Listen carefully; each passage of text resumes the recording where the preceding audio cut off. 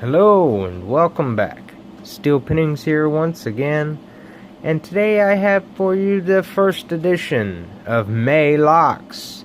Happy Cinco de Mayo, everyone, as it is May 5th. I'm from South Central Texas, so Cinco de Mayo in this area is pretty big since I'm about 180 miles north of the Mexican border. And they sure do love Cinco de Mayo. Anyhow, with this edition of May Locks, I have a very big, full getup over here, and this is a vintage, and it's all copper,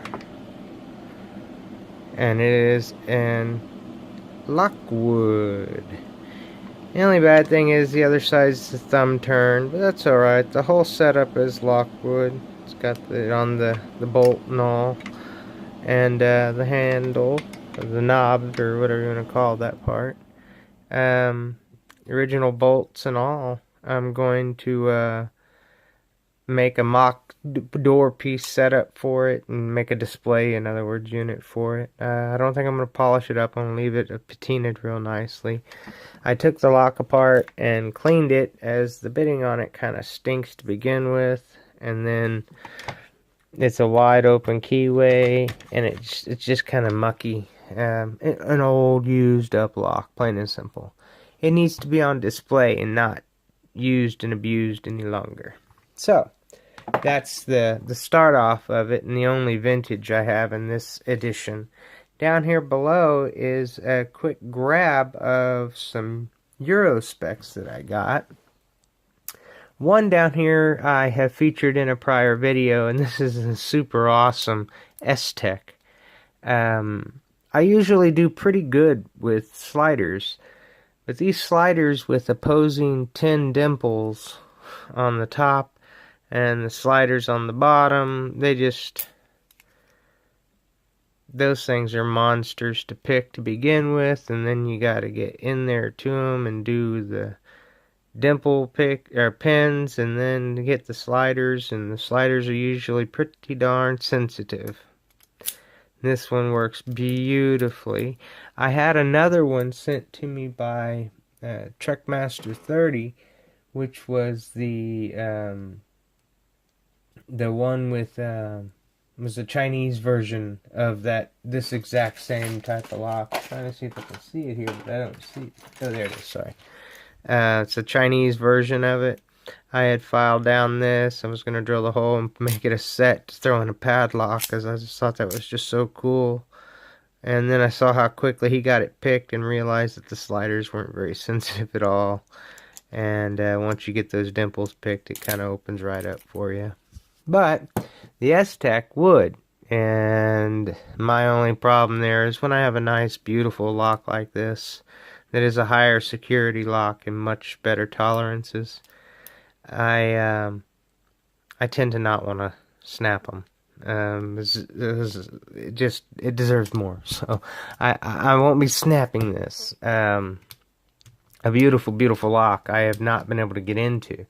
The gentleman I got it from managed to get into it before he sent it to me, and rubs it in every time I talk to him too. Anyhow, moving on from there, I got these, and they are beautiful little FABs, and those have a monster bitting on them too, as well as the keyway makes you work off that ledge. And this one isn't the horrible one. This one is, where the keyway really gets to you and makes you work off that tiny little edge, and the bitting on it's nasty as well. They both work oh so smooth, both of them. With the warding being so awful on them and the standard security pins, it makes them kind of nasty. And then this one here is a Kale lock, Kale dimple. And it's a little 5-pinner, nothing special, total reversible. It works very, very smooth, like you would expect. I don't know, I might be splitting this one. I have a ton of keys here. I can put, 3 keys with each. So I might be snapping this one and sharing the love with it. I do have the card to get more keys as well. But we never know. This one is a very special lock. As y'all probably noticed, the key is friggin' long. And yeah, it does. It goes totally into the lock and works both sides. It goes through the cam. And it'll go through the cam on both ends. And then you can line it up with the bitting as well. And see that the outside only has 2 pins before the snap. But you still have to pick these back 4 before you can even turn the actuator. This side works the same. And then turn the lock. And it'll work it this way. It's a beautiful specimen. It's got some highs and lows all the way through it.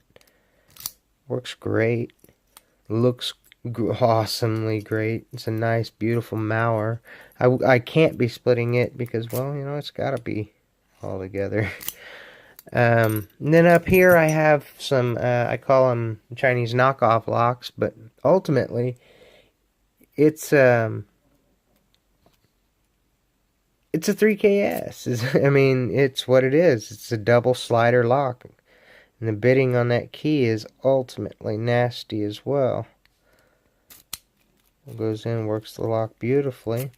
This one came to me construction pinned, and this is the construction key, and I used the owner key already on it, and it does not work this side any longer. So, only the owner's key, which is really the same key with the solid piece right there. It's not notched out. So, now something is, you know, drops down in there that's got to be lifted. So, I don't know. I was thinking I'll snap this and do a dissection of it and see exactly what it is that's in there. Because typically it's a ball bearing. It gets in the way and then drops out of the way and the key doesn't work no more. Anyhow, it really is a 3KS in all attributes. It's not near as tolerant. Let me show you, it's got some movement to the core. But other than the tolerances in it, it's quite the contender. I haven't been able to get it picked. I haven't put the dedication you would a 3KS, but it's still holding up nicely. And then this one back here with the buttload of keys is something quite special as well. It's the Chinese knockoff of the Bylock. And quite frankly, I thought it wasn't going to be bad, and I picked out my bitting. As you can tell, it's nasty both-sided. And I quite frankly have not been able to pick this one yet either, but I haven't, like I said, put the full-on dedication to it. And I've got tons of keys for it as well, so I was thinking I might snap it and share the love, have 2 of them, you know.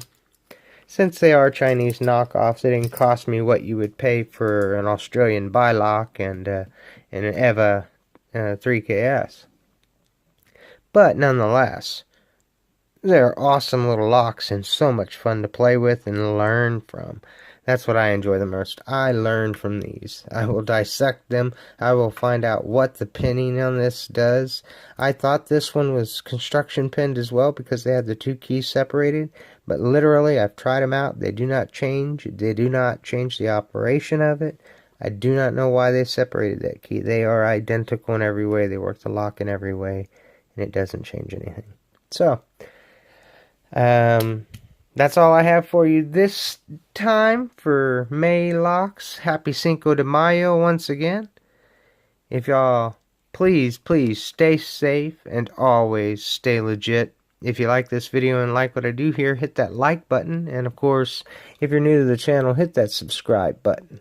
And as always, until we meet again, peace.